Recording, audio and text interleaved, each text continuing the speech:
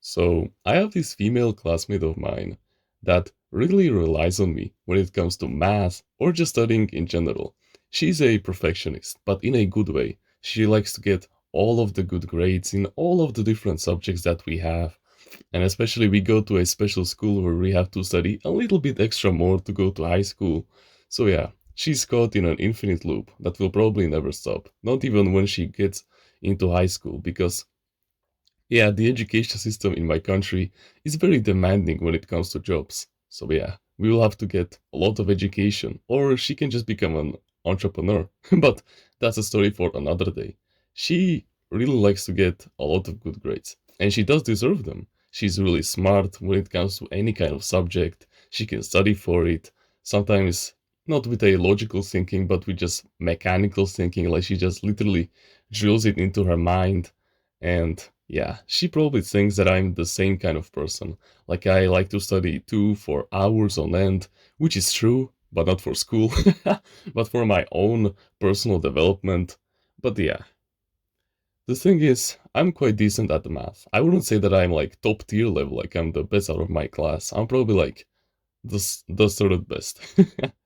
But yeah, that's not an understatement. I'm still better than like 24 of my other classmates, which is still a huge improvement. I get A, B's, and the worst that I ever get during this school year was like C, I believe. So yeah, I'm doing quite decently. And recently, this female classmate of mine, you can say that she was probably overreacting or she was just being like effective, but yeah, she didn't mean it. She always tells me that I'm like really nice out of my entire classmates and that I'm also really smart. And she proved that to me the first time when she ever asked me for advice when it comes to math. I still remember it to this day. It was over a year and a half ago. And during that time, we were studying the quadratic function, which is this like, I wouldn't say it is difficult, but it is basically like half circles and drawing them on a graph. You will soon get it. Basically, you need to like calculate like the place where the two halves of the semicircle meet and where they become like rising and where they go to the bottom. You understand what I'm trying to say. It's basically like a lot of calculations that must be proceeded with and that must be completed with. And so initially, I of course got it on really quickly because I'm really good at math and it actually falls very logically to me and I have no problem with it. But she doesn't have that kind of luxury. So she asked me as the smart guy when it comes to math, and I went over the entire lecture and the entire theory with her once again. But this time I didn't say it to her like a teacher, but like a real friend. And it worked a lot. She instantly got it, and she was over the moon. She was thanking me, and she even said that, "You're so smart." And then she left, of course, because she had to go to this other event, or I don't remember what it exactly was, but it wasn't another lesson. Anyways, the lesson of the story is that, and you can take this both physically, like the saying already is, but you can also take it symbolically, like I did. And that is, if she's not sleeping with you, then she doesn't mean it. Now, what does this actually mean? You see, women are not liars. Yeah, sure, they can give you empty compliments just like, you're smart, you're so sexy, you're so hardworking, you're so fun to be around. But if they don't come to you when it comes to those qualities and to actually invite you to activities where those qualities and those aspects of you will shine, then that means they weren't saying the truth. But they are not liars. You see, keeping your word is a masculine trait. All they were saying is that you were funny to be around in that moment of your 5 seconds of fame, meaning that you still have it with you. But she was only referring to those 5 seconds because women they only tell half truths. But at the end of the day, it is still a quality that you can develop over time. So actually, she's saying the entire truth. But if she isn't sleeping with you, meaning that if she doesn't rely on you when it comes to that activity, like for example, that female classmate of mine did when calling me smart and then afterwards asking me for advice on math, then it's not true about you and you still need to develop it afterwards. Now, this can be rather very infuriating, and yeah, I know, it can be very frustrating to suddenly realize that all of the compliments that were giving you about you in the past, like saying, "Oh, you're the gifted one in the class. Oh, you are so hardworking. Oh my gosh, you are literally going to be the next Einstein," were all for nothing. They were all just saying it because they were hyped in the moment and because they just wanted to add something to your success and make the moment feel even nicer. But then you're now here and you realize that it was all for nothing.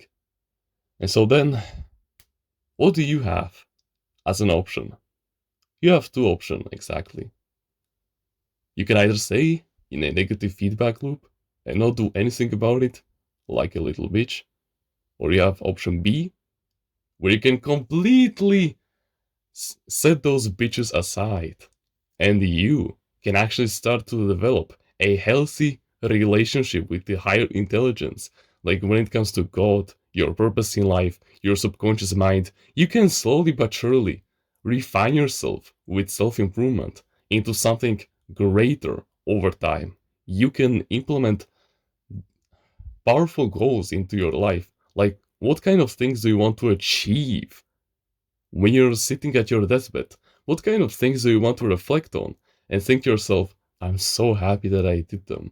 Because even though if you didn't succeed at them, what things are you willing to even fail for and literally even not see any kind of success for, even if it means grinding on it for the rest of your life?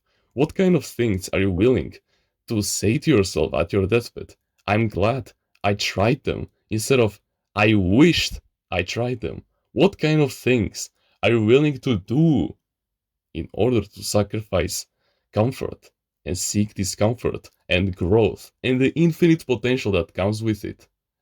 What are you willing to sacrifice so that you can be proud of yourself at your deathbed?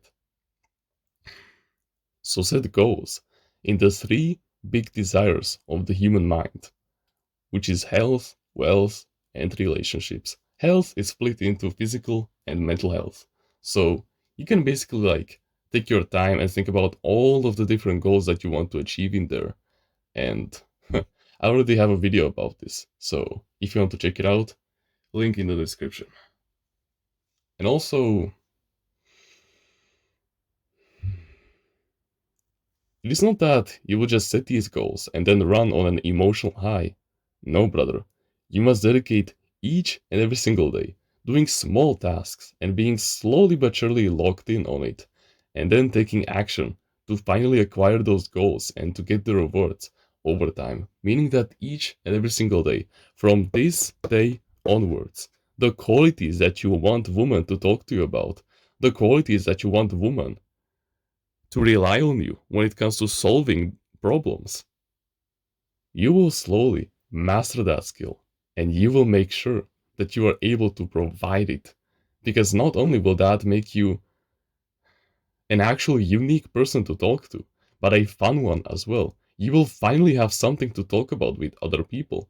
You will finally cultivate respect from them because you're something more than just that chill guy who is nice but who doesn't really want to do anything with anyone, but we still like him because he he's because he doesn't have any conflicts with anyone. But yeah, you'll finally escape the monotony when you seek discomfort, when you seek your purpose in life, when you seek to improve, so that woman will finally rely on you, both in in the physical sense of that saying and in the mental sense. So basically in the symbolic sense of the meaning. So for example, if your purpose in life is to study martial arts, then women will come to you when it comes to wanting to learn martial arts. And of course, those women that are kind of masculine, they will come to you also because they will want to, talk to you about martial arts.